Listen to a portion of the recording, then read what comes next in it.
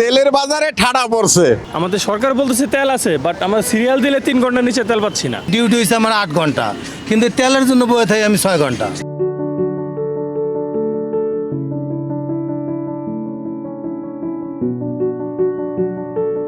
তেলের সংকটে বিপর্যস্ত জনজীবন। একটি পাম্পের ব্যানারে দেখা মিলল বাংলাদেশ পেট্রোলিয়াম কর্পোরেশনের আদেশ।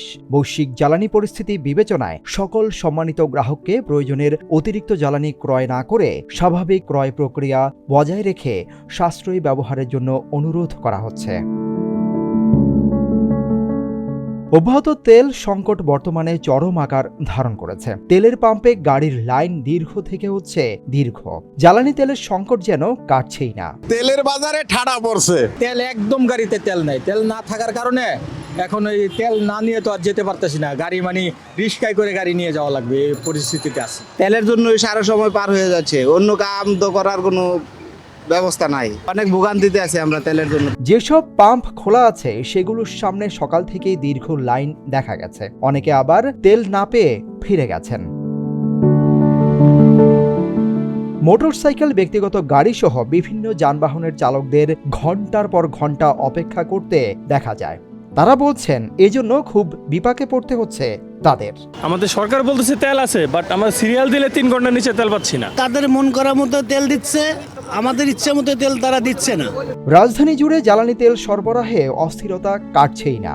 সরকারের পক্ষ থেকে পর্যাপ্ত মজুদের আশ্বাস দেওয়া হলেও বাস্তবে ঢাকার বিভিন্ন এলাকায় পেট্রোল পাম্পে তেলের তীব্র সংকট দেখা যাচ্ছে। অধিকাংশ পাম্প আংশিক বা পুরোপুরি বন্ধ থাকায় চরম ভোগান্তিতে পড়েছেন সাধারণ মানুষ ও পরিবহন চালকরা। ডিউটি হয়েছে আমার 8 ঘন্টা, কিন্তু তেলের জন্য বয়ে থাকি আমি 6 ঘন্টা। ডিউটি হয়েছে 9টায়, আসি ভোর 6টায় 5টায়। তেল নিতে আসা যানবাহনের চালক বা মালিকরা বলছেন ঘন্টার পর ঘন্টা দাঁড়িয়ে থেকে অনেকে তেল পাচ্ছে, আবার অনেকেই পাচ্ছে না।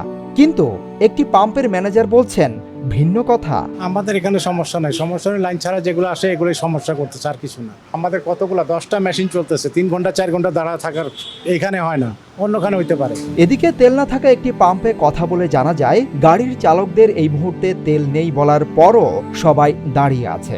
সকালে আসার পর থেকে ওনাদের অ্যানাউন্স করতেছি যে শিওর কোনো টাইম নাই, তেল আসবে কখন। লাইনে থাকলে অন্য কোনোভাবে যদি নিতে চান বা আপনাদের তেল নেওয়ার উদ্দেশ্য থাকে তাহলে অন্য কোথাও চেষ্টা করেন, আমাদের এখানে কখন দিতে পারবো শিওর নাই। এ বিষয়ে মুঠোফোনে হ্যালো বাংলাদেশের সাথে কথা বলেছেন পেট্রোল পাম্প অ্যাসোসিয়েশনের সভাপতি নাজমুল হক। তিনি জানান আগে পাবলিকের আতঙ্ক দূর করতে হবে, সেই সাথে সকলের সহযোগিতা থাকলে এই সমস্যা থেকে সমাধান মিলবে। দাম বেড়ে যেতে পারে, তেল পাওয়া যাবে না, এই আতঙ্কে আপনি আতঙ্কগ্রস্ত হয়ে আপনি যতটুকু পারছেন নিয়ে যাচ্ছেন। এটা দূর করতে হবে। এটা দূর করতে হলে আপনার পাবলিকের সচেতন হইতে হবে। চালকরা বলছেন তেলের ব্যাপারে কোনো অজুহাত নয়, বরং অবৈধ মজুতদারি না ঠেকাতে পারলে এমন সমস্যা থেকেই যাবে। সুপ্রিয় দর্শক, আপনারা দেখতে পাচ্ছেন যে তেল না পেয়ে কিন্তু প্রত্যেকটি হুন্ডা প্রাইভেট কার তারা কিন্তু এই যে আস্তে আস্তে করে টেনে নিচ্ছেন। তাদের কিন্তু ট্যাঙ্কিতে কোনো তেল নাই তারা বলছেন।